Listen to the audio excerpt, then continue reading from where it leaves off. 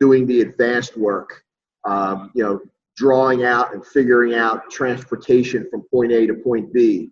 And if going to point B, something happened at a choke point, how to get out of that mess and get to another area. So learning how to map out different routes to one location.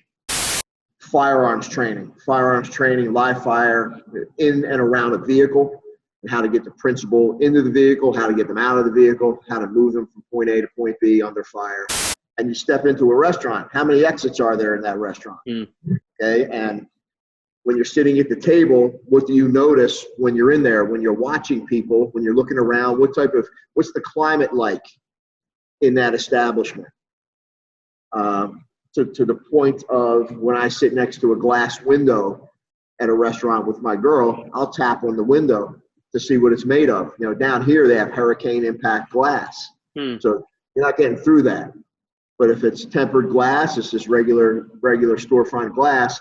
If I need to make a hole and get out, then I know I can go through that. This unfortunate incident that just transpired with George Flynn. Yes. And the guy was putting a lot of pressure on his carotids and I guess his back as well. It just came out. I literally saw 5 minutes ago before we got started that the autopsy showed that, in fact, he died due to compression on his back and neck. Now, is this in any way something that law enforcement guys do, or was this unorthodox? Good question. I was a defensive tactics instructor in our agency, and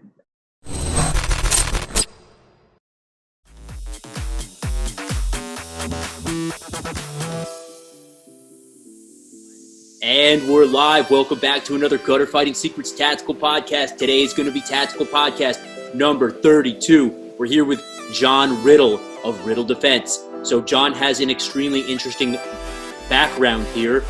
John is a world-renowned self-defense specialist, private security professional, motivational speaker, and instructor who has honed his skills as a member of the United States Air Force, a police officer, a martial artist with over 30 years of experience. During his career, he's learned and earned the title of Combat Arms Instructor, acquiring the experience and proficiency in several weapon systems. He's maintained throughout his career a sharp understanding of exactly what it takes to help people become a harder target. Now, as police officer, he continued to develop his expertise with weapons, defensive tactics, serving on his agency's SWAT team. He was an instructor in differing disciplines of combat arms and things like that during his 16 years of SWAT experience. As a SWAT operator, John conducted well over 1,000 SWAT operations, which is actually very impressive. He was a member of the assault team and an observer sniper. Wow. So John's leadership skills were recognized by his appointment as field training officer and his promotion to the supervisory rank of sergeant, which is really cool. So as a martial artist, John has excelled in both student teaching and instructor. And, as a student, he realizes that he's kind of never going to stop learning. And as, warriors, I think we can all agree that the most important part about being a warrior is really to never stop learning. So, John, I'm going down your bio here, and it just keeps going on and on and on with accomplishments and certifications and things like that. So I'm going to kind of cut it here and let you jump in real quick. Before I let you do that, welcome onto the podcast, bro. Hey, Will, thank you for having me. I appreciate it. Really do. Thank you. So before I hit that, man, a couple of bullet points I left out there is that, you did go through EP, executive protection or close protection training. Yes. We were talking offline saying you're not really active so much right now, but while you were on SWAT, that was something that they gave you and you did go through. Now, can you give us a little bit more information of what that entailed and what that was like when you were a SWAT operator? Sure. If any, first off, the schooling that we went through as a SWAT operator was put on by a gentleman by the name of Alan Bronson. And Alan was a former New Zealand SAS operator. And he owns a company down south here called TEAS. It's Tactical Explosive Entry School. Uh-huh. So our team brought him in and we did some explosive entry work as a team. And then we had a section where we did executive protection. And in that course, we learned how to not only protect the principal, but the different ways of doing it, and how to, when we pick someone up, doing the advanced work, drawing out and figuring out transportation from point A to point B. And if going to point B, something happened at a choke point, how to get out of that mess and get to another area. So learning how to map out different routes to one location. Firearms training, live fire in and around a vehicle, and how to get the principal into the vehicle, how to get them out of the vehicle, how to move them from point A to point B under fire, and things like that. So we actually, we did all that on the range. We had a plan, an operation, and run the whole operation from soup to nuts. And that's picking up the principal and his wife at an airport, moving them from point A to point B, having an interruption in the travel, okay, and then having to, kind of shift our thought pattern and move them from a different location. And then when they decided, you know what, we don't want to go here anymore, we want to go to lunch instead, then we had to juggle that and figure that out, and then take them to their final location, which was a hotel within the city, and then how to set up, how to set up the rooms in the hotel, how to put security in the hallways, how to set up your detail next door, and such. For just because they're in a hotel room doesn't necessarily mean they're safe.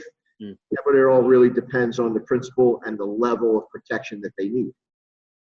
I always thought that executive protection was one of the most transferable things that you could do to prepare anybody for normal life. I mean, when I say normal life, a situation like we're seeing right now, where it's civil unrest in the streets, executive protection training is really all encompassing of, how to protect your family, how to protect your wife, your children. Do you feel similarly that the EP training that you went through really gave you a leg up on just being a protector in general? Absolutely. And in my classes, I talk to my students and I throw out a question to them. I said, from your house to your work, how many different routes can you take to get there? When you come to the gym, how many different routes can you take from your home to the gym and get back and forth? And, protecting your family. When you step into a restaurant, you just go out to have a pizza with the family, and you step into a restaurant. How many exits are there in that restaurant? Okay, and when you're sitting at the table, what do you notice when you're in there? When you're watching people, when you're looking around, what's the climate like in that establishment? To the point of when I sit next to a glass window at a restaurant with my girl, I'll tap on the window to see what it's made of. Down here they have hurricane impact glass, so you're not getting through that. But if it's tempered glass, it's just regular storefront glass.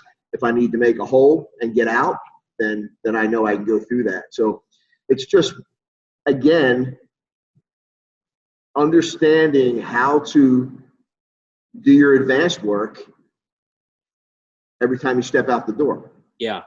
Knowing where you're going to go and how you're getting there and getting out of the vehicle. What's it look like? What's the climate like here? What's the climate like inside the establishment? And then reverse it on the way out. Now, 16 plus years as a SWAT operator, I suppose that banging on doors and kicking them in with full kit doesn't necessarily transfer over to everyday guys like me. However, there are some lessons I'm assuming that we could take away from your experience that would transfer directly over. Could you think of any off the bat that might kind of be lessons for us civilian type guys to take away as a professional door kicker? Well, yeah, and let's take a look at you and your wife are at home sleeping. It's 2:00 in the morning and somebody kicks your door in. What are you going to do at that point in time? Okay, you look You're in a dead sleep. You get up, you hear it, you hear something, you have to recognize it, you have to take action. So I always talk to people about this. What is your plan? What plan do you have for inside the home? Okay? Because it's not that you're going to be kicking doors in and going in. Okay? I wouldn't expect that from anybody that's untrained, your average guy that's out there, average gal that's out there. I always take it and I reverse it. And I say, okay, if somebody's kicking your door in, what are you going to do? Okay, in my years of going through doors, we had a plan. Okay, we did surveillance. Depending upon the surveillance and the information from the surveillance, we made a plan as to when we were going to do this. When we did it, we already had a pretty good idea how many were in the house, if there were weapons in the house, dogs, and even kids, okay? Because kids would really determine if we were going to throw flashbangs or not, okay? Weapons. So, but we had a plan. At the end of the day, before we went into this place, we had a plan as to what we were going to do. Now, most of the time, I was first through the door.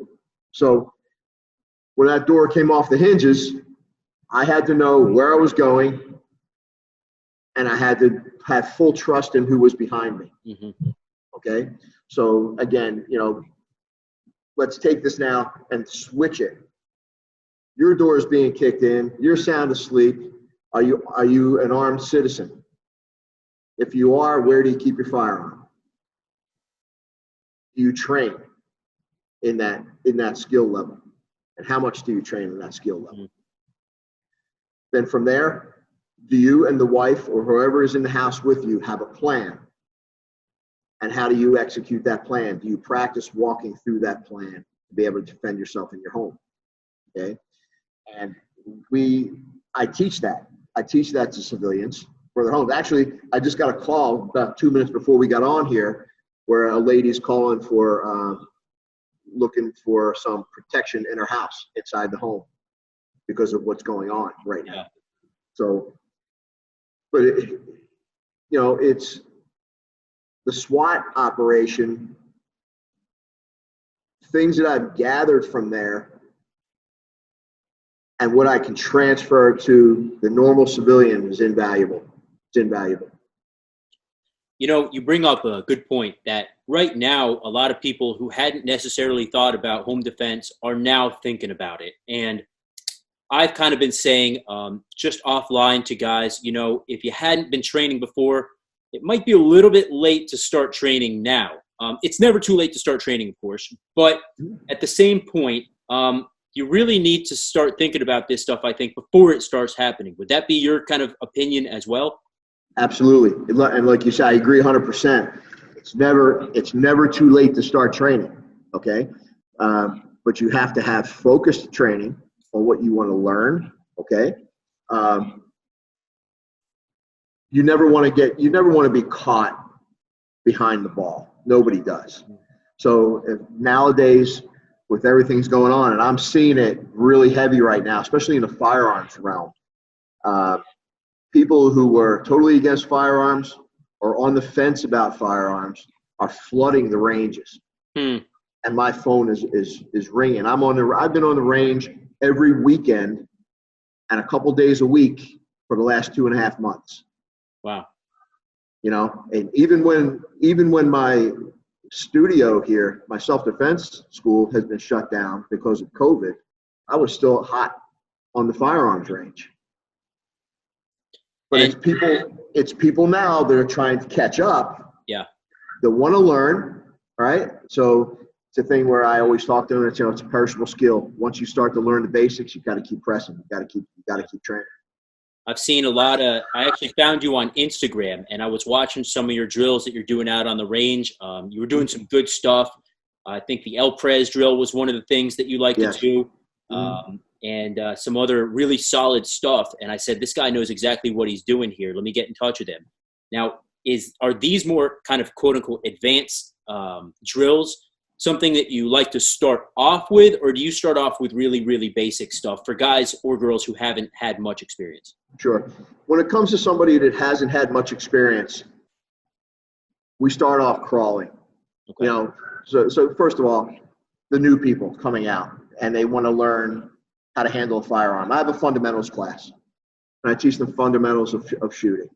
Stance, grip, drawing the firearm, presentation, sight alignment, sight picture, trigger press, and we'll do some dry drills for a period of time, for about 5 minutes. I'll walk them through the dry drills, just getting that draw stroke going and getting up on the target.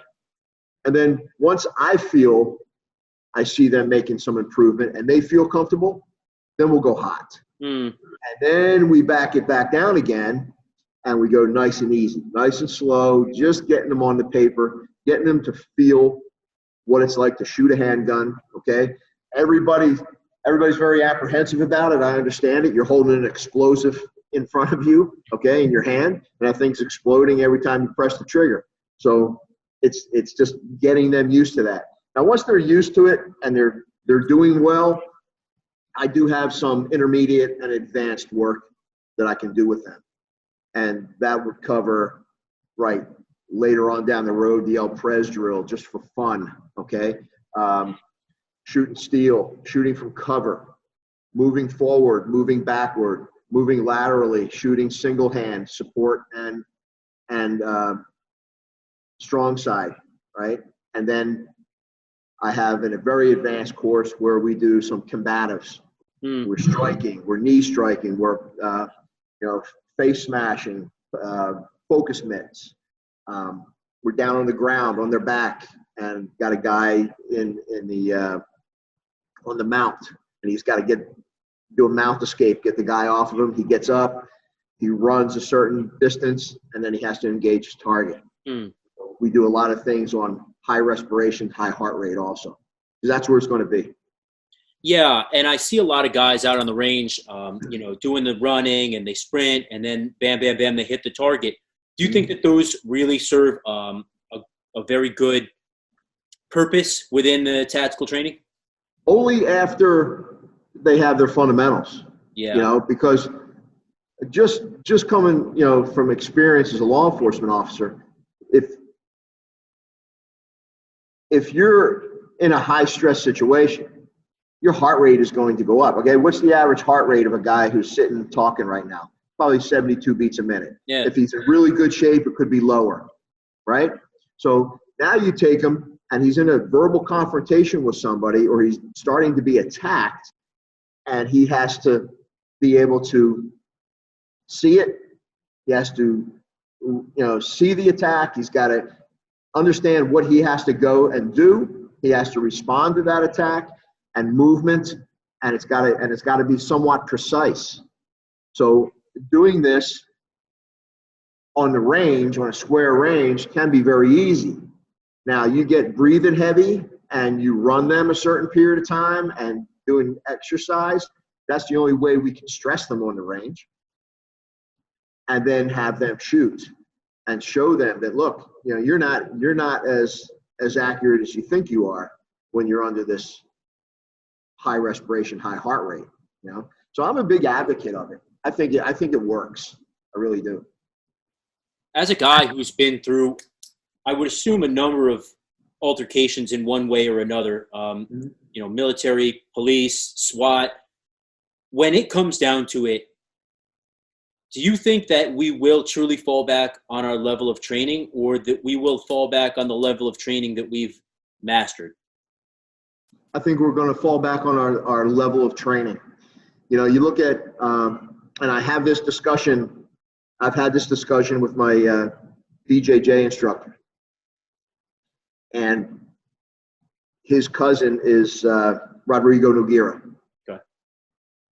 And he says, Rodrigo wins heavyweight world championships. It's not a multiple degree black belt technique. Yeah. It's usually white belt, yellow belt, low level techniques. And it boils down to because the amount of stress that they're under. when they're trying to fight and trying to win. And the stresses that they're under there are, number one, the arena, what's on the line for them, right? Kind of different than what's on the line for a policeman on the street. Yeah. Or the average guy that's walking down the street that's attacked, okay? Those two areas, your life is on the line. But we've had that discussion numerous times, Walt and I, and he agrees. He says, we fall back to our lowest level of training as to what we train the hardest for years, in the martial arts. For law enforcement people, they're kind of a different element. They're not professional fighters, but they have to go out there, and they should probably be on the same line, because if they lose, they either go to the hospital or to the morgue. Yeah. So they have to be highly skilled, and if they're really good at basics, I believe that's going to help them out a lot, if that answers your question. Yeah, it absolutely does. And you bring up law enforcement, which is kind of a different animal, because, you guys on the line of duty aren't allowed to use a lot of the real devastating techniques, I would assume. Things like bringing a guy down with an, arm drag or arm bar or something like that. Does that stuff really work, and how well does it work? It can work. It just depends on the element of surprise that you have on someone, and that's the way I always operated. I was your best friend standing in front of you, and then when I had to put handcuffs on you, it would explode into something to where I had that element of surprise, and I would take you down to the ground, because that's where I want to deal with you. Yeah. I don't want to deal with an adversary with that much aggression standing up. So it really, I think when you enter into it, it's got to be the element of surprise. Now, we see, this unfortunate incident that just transpired with George Flynn. Yes. And the guy was putting a lot of pressure on his carotids and I guess his back as well. It just came out. I literally saw 5 minutes ago before we got started that the autopsy showed that, in fact, he died due to compression on his back and neck. Now, is this in any way something that law enforcement guys do, or was this unorthodox? Good question. I was a defensive tactics instructor in our agency, and I had a mentor. His name was Gary Klugowitz. Gary was real big. If you're familiar with red man training. Sure. Okay, the big red heavy foam they wrap cops up in, and you basically are a human punching bag, right? We use it in training. And Gary, we had a drill and he always told me, he says, there's a time, we'll go back to the Roadhouse, the movie Roadhouse. And the statement in there is, there's a time to be nice, then there's time not to be nice, and then there's a time to be nice again. Number one, if you have to take the guy down to the ground to get him handcuffed, you take him down, however it takes to get him down, get him secure. And I always taught our guys, as soon as this guy is handcuffed, get him off his belly, roll him to his side, sit him up. If you have to, you put your knee against his back, let him rest against your leg, so he's sitting up and he can't fall back down. But as soon as you handcuff him, you own him, and you got to take care of him, no matter what happens. Okay? So once he's down, kneeling on him, there's handcuff techniques where they kneel kind of on the side of the head and on the rib cage to get the hand, and the arm is between the knees, and they get the handcuffs on and they handcuff. But once that's done, roll him to his side, sit him up. When I saw that video, and there was people talking, saying, they crushed his throat, and I said, no. His face was turned, side of his face was laying down in the street. This officer's knee was on his side of his neck. My opinion, he's pinching or he's closing off the carotid artery that's letting blood flow to the brain. So you look at that like a rear naked choke. Okay? Pinch it, shut it off, you go to sleep. everything else that took place, being flat on the concrete, being jacked up, excited, can't breathe, it's pinned there, okay? It's a very, very uncomfortable position. I put myself in that position. I ran 6 flights of stairs twice and had a guy take me down to the ground and handcuff me and leave me there. It's a very, very uncomfortable position to be in. Now you take a couple 100 pounds and have a kneel on top of you, and it makes it worse, right? So in that incident, there's many other options to choose from. Yeah. I would assume also that a guy like you and I, who's had some ground fighting experience, we know how to settle into it, right? We know how to say, okay, we're here, we're on our belly. I take short, but I get what oxygen I can. But shallow breathing. Guys don't have that. They don't know how to do that. Right. Yeah. Right. Yeah.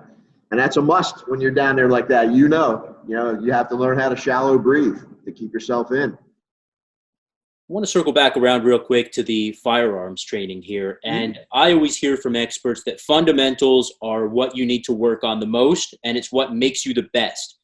Now, when you get to a higher level of firearms training, like yourself, for example, or another guy who's maybe been in special operations or something, they typically, from what I hear, are always going to keep practicing their fundamentals. Yes, you have to work on, pieing around a corner and all of that, but you're going to go right back to practicing your fundamentals. Is that something that is making sense? Is that something that's accurate? Absolutely. Every time I go to the range, fundamentals. My first drill, when I go out to the range, I don't even load my handgun. I put my rig on, I step out to the target line, and I do dry drills. I stand out in the bay, and I do dry drills for about 10 minutes. And then after that, then I'll start doing singles. Then I do controlled pairs. Then I do double taps. Then I'll start working 3 rounds. And then I get into hammer drills, which is hammering 6 rounds out of, with trigger reset. And, fundamentals, all through the fundamentals. You bring up dry fire, and I've always heard that that's so important. Would you recommend guys, as long as they're safe about it, dry fire as much as they can at home? I do. Yeah. I do. I always tell my students, number 1 rule of firearm safety, right? Unload the gun. Make sure that gun is not loaded, all right? So I unload the firearm. I go out. I take an index card, and I put a red circle or a red dot in the middle of the index card, and I put it up on the wall. And I'll sit there, or I'll stand there in my garage, and I'll draw, and I'll come up, and I'll dry fire on that index card. And then I put an index card on the back of my bedroom door. And I lay in the bed, and I keep my firearm in my dresser. And I get it out, and I get it up, I sit up out of bed, and I dry fire from there. And I put myself in different positions and do dry fire that way. And dry firing, years ago, I wasn't big on it. I didn't know any better. And a good buddy of mine that I worked with for about 30 years told me, says, Johnny, you got to dry fire, man. You dry fire, you're going to get better. It sounds silly, but you're going to get better. And I started dry firing, and Jesus, it started clearing things up for me. I got a lot better when I started going to the live fire. So I'm a big proponent of it. And all of my students, no matter what level you're on, you're going to dry fire for a good 5 to 10 minutes before we go hot. I've seen a big problem at the range with guys, even guys who have years and years of shooting experience and I think it's got something to do with the way the finger is placed on the trigger, and they'll shoot a little bit left or a little bit right. Is that something that we can start to clear up with dry fire? You can. It's repetition. Okay, it's repetition. It's understanding. Now, there's different schools of thought out there today. All right, different schools of thought. I heard a guy saying, hey, you can take your finger, it doesn't matter. You can take your finger, put it all the way into the trigger, and it could be up to here on the trigger. Doesn't matter, you're gonna be fine. Okay. Then you hear just the half of the first pad of your finger. 30 years of doing this, plus between military and law enforcement, I've always been trained first half of your pad of your finger. Okay. I've been that way all my years of shooting, and I've never had a problem. Mm. Now, if I see a person like I did yesterday and the day before yesterday out on the range, and they're right-handed shooters and they're shooting to the left. A lot of times it's a support hand. Okay? And they're really squeezing down hard on that support hand, and they're pulling the muzzle to the left. Yeah. They're shooting good groups. They were shooting perfect groups, but they're all to the left center of the target. So as soon as I had them lighten up the grip with their support hand, started to bring them back. Yeah, that makes sense. Don't be so excited to get a death grip on it. Absolutely. I always tell people, your initial, your grip hand, trigger finger hand is a handshake grip. Okay. Support hand is the way I do it. I just happen to have one here. It's a grip. This hand here, I come around here and I wring the towel out. Up here in the dovetail, okay, here, webbing of the hand, no daylight. No daylight there.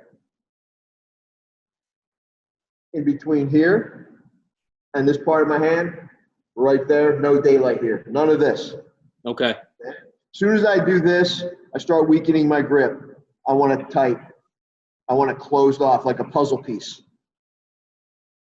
Yeah, that makes sense. Now this brings up a question that I really think a lot of guys struggle with is you go out to the range, you shoot a nice tight group, you're feeling like the man, but then boom, something happens. You're on the way home from the range, you get surprised in your vehicle, whatever reason, you have to get out and you're in a fight now. How important are those fundamentals of marksmanship when it comes down to an actual altercation you're being shot at? Well, again, you're being shot at, whole world changes. Yeah. Okay. I assume so. So the first thing you better be doing if that's happening is getting to cover. Yeah. Okay, getting that gun out and getting to cover. First thing, you have to protect yourself.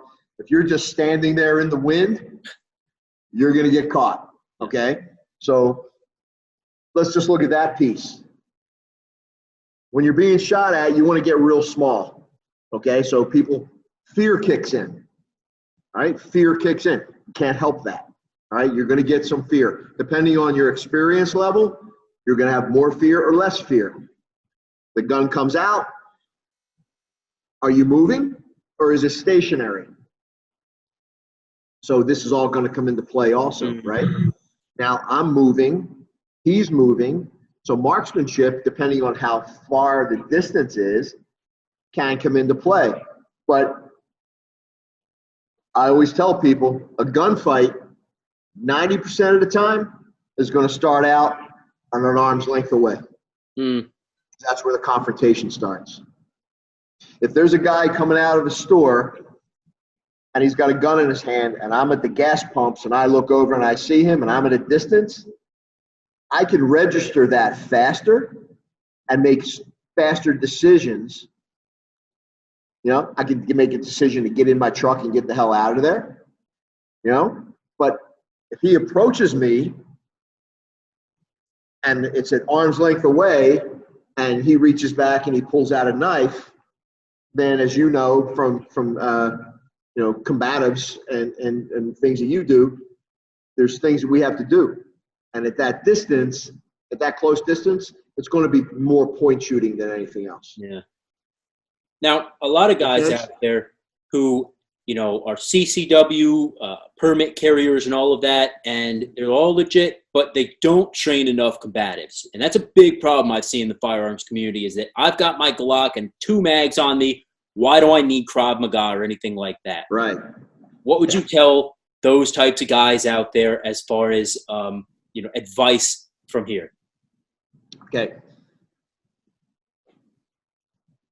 You need to do both.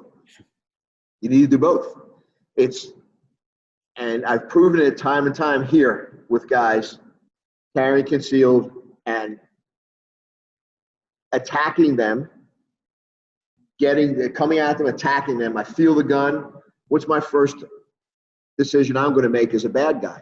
I want to go for that gun. I want to take it away from you. Maybe, depending on my mindset, I may want to take it from you and use it on you. You have to be defending it. So the saying that I use is, if you're carrying your Glock and 2 magazines and you're in a hand-to-hand fight, there's always one gun unseen, and that's yours. You better know how to protect it. So weapons retention would be a big skill that guys should be training on and learning if they're carrying firearms. You know, get your concealed license and then go find some reputable instructor that can show you how to defend yourself when you're carrying a firearm. Yeah. Okay? Because, look, it's going to happen.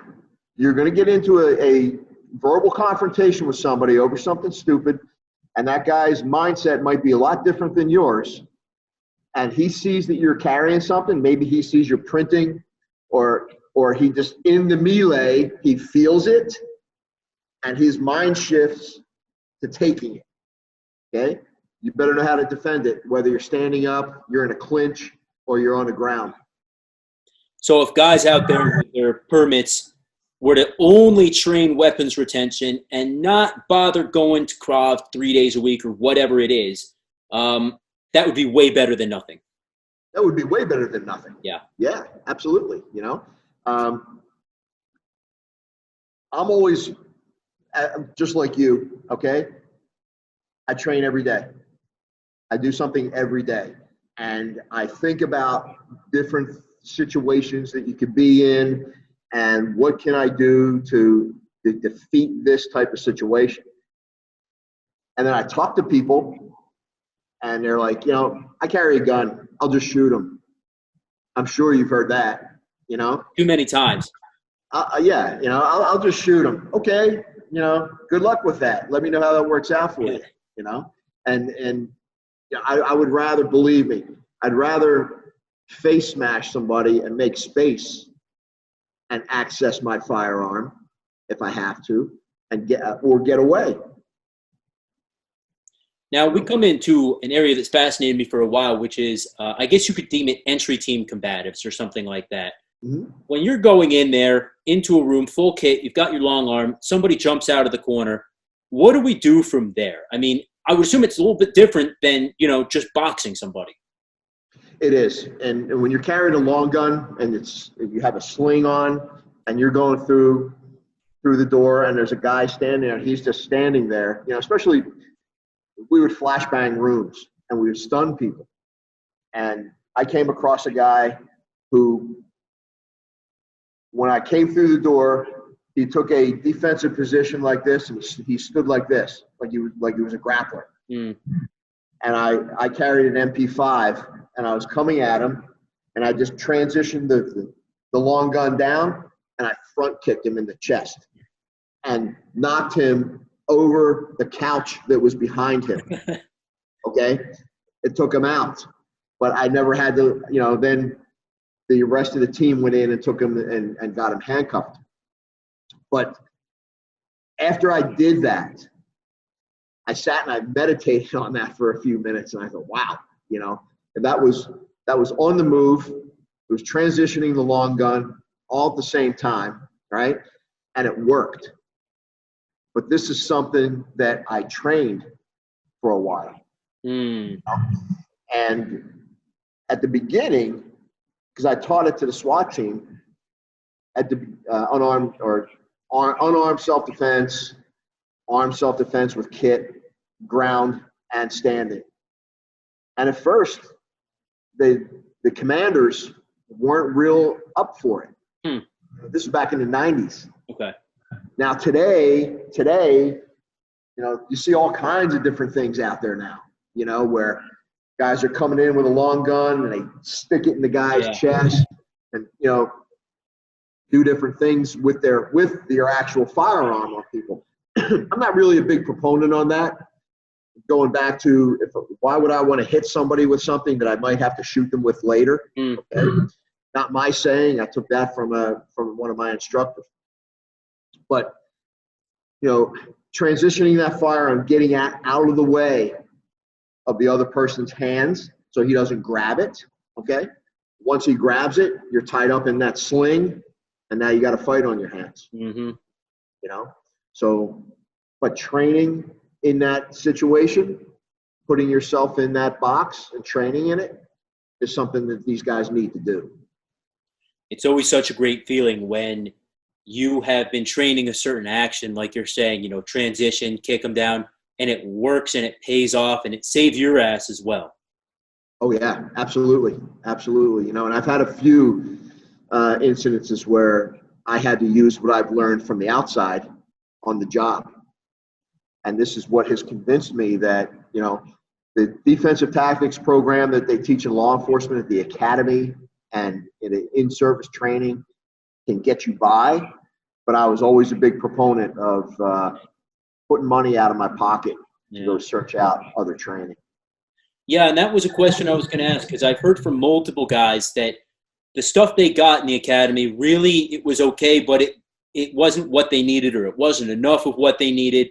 And that, if they hadn't gone out there and trained BJJ or whatever it was, then they might feel like they were behind the curve. So it's interesting to hear you say that, yeah, it could work for you. It definitely is what you need, but you need more. Absolutely. I was one of several people that was a couple of years back that was selected to sit on the board for the state of Florida to help rewrite the state of Florida's police academy defensive tactics program. Working in the groundwork, I noticed we didn't have ground defense in law enforcement in the Florida police academies. So I said, I want to see this in there. And they said, okay, that's your baby. You put it in there. So I started working on things, with a gun on, vest, and how to move and how to do different things on the ground. What we do in the police academy, 40 hours, 2 weeks. That's all they get. Wow. Okay. Of hands-on training.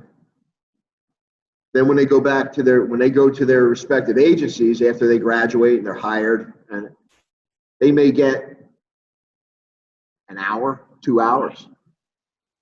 All right. Every 2 years. Wow. Unless you got a progressive defensive tactics group in your agency that puts on separate classes. Okay. So they're getting the basics in the academy. They get the basics at in-service training, which is the same as the academy stuff. Every once in a while, you would get a guy who's a BJJ guy. So that would be the flavor. Everything's BJJ, right? Okay, hey, it's better than nothing.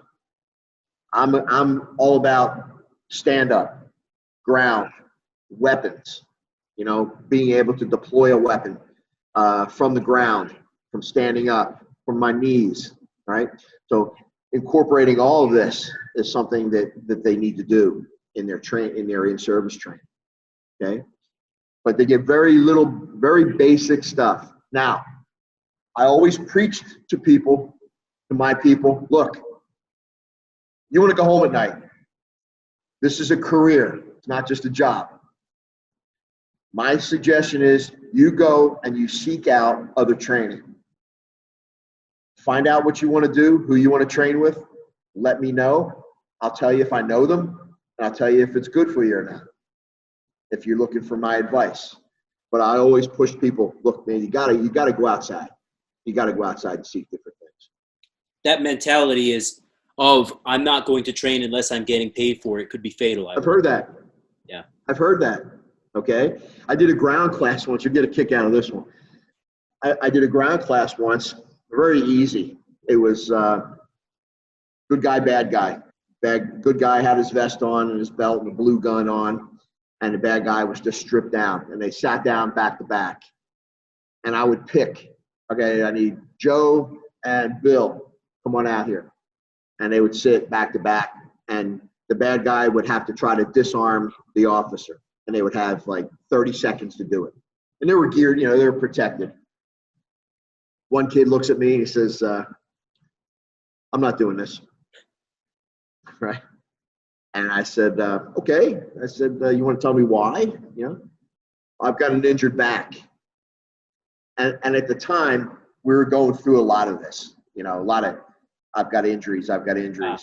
So our command said, okay, if they're injured, they need a doctor's note to say that they cannot train. So this kid pulls out a doctor's note, all balled up in his back pocket, unravels it, looked like it was about 5 years old. And I said, okay. I said, take it down to the commander and tell them what you told me. So I let him out of the class. I saw him later, and I said, hey, man, I said, don't you think what we're doing in training is going to help you out on the street? And he looked at me dead in the eye, and he says, I'd rather get hurt out on the street than in training. Huh. And that kind of knocked me back on my heels, man. I didn't know. I had no answer for that. I usually have some answers. I had no answer for that one, Yeah, that's a weird mentality there, man. I mean, I never got that either, or guys like that. But I know they exist. Guys, I've seen guys come into BJJ training and they last a week maybe, and then they're out of there. You never see them again. Sure.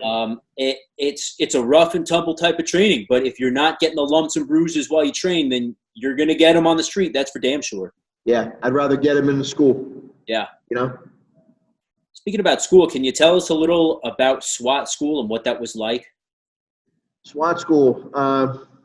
First one I had gone to was down in the city of Miami, and I broke my ankle.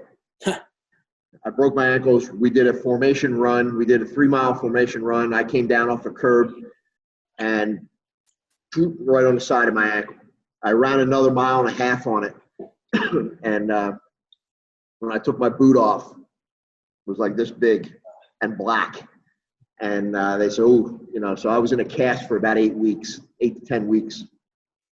So the next SWAT school I went to was FBI SWAT school. I went to 2 of those. Very interesting. And they just covered basic tactics, basic firearms training, learning how to enter doorways, slicing the pie, 2-man entry, 3-man, all the way down the stick to, 10 men or however many you got on the stick. And then how to approach hallways, stairwells, take down vehicles, cars, firearms training. We did handgun training. We did shotgun training, subgun training, out on the range, pretty basic stuff. Our SWAT tryouts are pretty interesting. There was only a 2-day, but it's very, very physical, and for our team. And it starts off very early in the morning, meeting in our parking garage in a formation. We PT them right then and there until they're ready to puke, and then we take them for a run. And then they wind up at the swimming pool, and they have to swim. I believe it's about 100 yards freestyle. Then they have to do like 40 feet underwater. They have to dive, pick up a brick in like 13, 14 foot of water. They have to tread water for like 5 or 10 minutes. And then back out of the wet clothes, more running. And more running and more running, and PT in the middle of it. Then the next day is range day. It's all the tactical stuff. Out on the range, shooting handguns, shotguns, subguns, working through, putting a gas mask on, working through gas, stress runs with full gear, and then from there, at the end of the day, we have them do a formation run again to the fire tower, and they have to climb a 20-foot rope towards the end of the day. Then they have to do a formation run back to headquarters. And at the end of that day, they'll start off maybe 12 guys that want to, and to try out. Some of those guys are also firemen that are paramedics, right? And Our paramedics those guys were unbelievable, not only in their medical field, but in firearms and going through the door with us. I mean, they would be right with us. We didn't have our medics waiting in the truck until something happened. They went in with us, and they were some of them were carrying shotguns, some of them were on pistols. It just depended on, what they were assigned in their position, But as far as the medical capacity goes, 100%, man. These guys they were good shooters, they were good drinkers, they were hell raisers, and they were a lot of fun, But on the tryouts, we get a mix of police officers and firefighters trying out. And it really depends on how many slots that they want to fill on how they're going to pick at the end of the day. When you're involved in a selection like that and you're getting PT'd until you want to puke and you don't think you could do another freaking push-up, what motivation needs to be going on inside your head to get those extra reps in there, to run that extra mile? How does a guy train for something like that? They always say when you're put that deep into something and your mind starts messing with you, okay? Because it's all here. It's all here. Physically, yeah, you'll get tired. You'll get exhausted. You'll puke. But a lot of it is your mind telling you can't do it. You can't do it. Just quit. Just quit. Go home. It's easy. As soon as you quit, you're relaxed, and then you're sorry. It's like, why did I do that? And it's too late at that point, right? So it's mind over matter. It's you have to push yourself. How bad do you want it? I've always wanted. I grew up north in the Northeast in Philly, and I always wanted to be a cop, right? So when I got down here to South Florida, and this is how bad I wanted it, right? Going off the track a little bit, they wanted college guys. So I went and got a 2-year degree. Then when I went back, said, I'm back. Sorry, we're taking only military. I went to the military, got back out. I said, I'm back again. And they hired me. So it's how bad do you want it? And is it worth quitting over? So SWAT was always something that I wanted to do. So, but I've been in that position. I've been in those positions of, you know what, this really sucks. And if I quit, it's all going to be over. And I won't have to worry about it anymore. And then I say to myself, but why? Why do I want to quit? And I push myself further. And I do that now every day. I'm not on a team anymore. I'm retired after 28 years. But everything I do today, it's the same mindset. That mindset could transfer over really well to a combative situation where you might think to yourself, I'm too tired. I can't even put my hands up to defend myself. But in that scenario, right, if you quit, you could die. Absolutely. What are your options, right? Right. Okay. When I'm trying out for SWAT or I'm trying out for something and I get tired and I get sick and I get tired of it and I'm like, I quit. I can pick myself up and go home, right?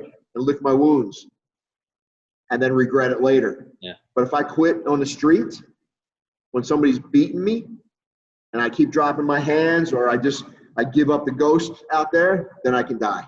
Yeah. That's not an option. No, and it's not. And I think that more guys need to be thinking about that while they train. Military, civilian, LEO, doesn't matter. While you're training, you should be putting all of your all into training. Absolutely. Yeah. And, when I first started in BJJ, my coach would say, I was with American Top Team for a while. And it was, you're with me for 1 hour, John. When I was doing private lessons, right? You're with me 1 hour. Leave it all on the mat. Leave it on. And that's what I tell my students that, leave it all on the mat. When we're doing whatever we're doing, no matter how hard it gets, leave it all on the mat. You're only here an hour. Then you go home, you can eat whatever you want, you can drink whatever you want. But when you're training with me, 100%. Don't quit. What advice could you give to guys right now that might be watching this? And generally our audience is tactical in some way. And generally, they've got some type of experience, whether it's military, law enforcement, security, or, just a trained civilian. Right now, we're living in the midst of some crazy times, and we've got pandemic, simultaneously, straight up civil unrest. This is everything, honestly, that a lot of guys out there have been training, sometimes even their whole life for. What advice could you give us going forward to all of our fellow warriors out there? Keep training. Don't quit training. Train hard every day. Okay. And when you're out there and you're operating, I don't care if you're a fireman, you're a policeman, you're a special operations guy in the military, whatever it may be, protection specialist, do everything the right way. Do everything the right way. Look what one guy doing the wrong thing did. Okay? Put us all in this area of civil unrest right now. So when you're training, train hard. Have in the back of your mind why you're doing it, and that you're going to go home. You're going to go home that night. Okay? And because I train hard, I know what I'm doing. I know how to operate in these situations, and I'm going to go home at night. And you lay on that training hard. You just cannot quit training. You cannot train enough for a job that can kill you. There you go. Yeah, I've heard that before. Absolutely. Very good. Excellent John, saying. I want to thank you so much for coming on, man. It's been an absolute pleasure. Thanks, brother. I appreciate you having me, man. How can guys get in touch with you over at Riddle Defense? Okay. One, you can email me at john@riddledefense.com. I'm on Facebook, Riddle Defense. Instagram, Riddle Defense. Okay. And, I'm always available. I'm always available to everybody. I make myself available at any time. Outstanding. Well, I appreciate you making yourself available to us, man. Sure thing. And one other thing, if they want to email me, my second email is, my private email is jpriddle@bellsouth.net. That's a second email you can have. I appreciate you making that private email available to our guys. At any time, man. Anytime. Keep it in a circle. Absolutely. So I always ask this last question to guys when I've had a good podcast with them. If anything pops off in the future, we need some expert advice on something. Would you mind coming potentially back on at some point? Give me a shout. Anytime for you, man. Appreciate it, dude. All right, well. All right, guys. Until next time, this has been Will Sherlin and John Riddle. Will Sherlin of Gutter Fighting Secrets, John Riddle of Riddle Defense at riddledefense.com. Guys, please remember until next time that you are your first and last line of defense. Don't forget to check out John's links. They're down below in the description. And we'll catch you next time. Cheers, Mother Flowers.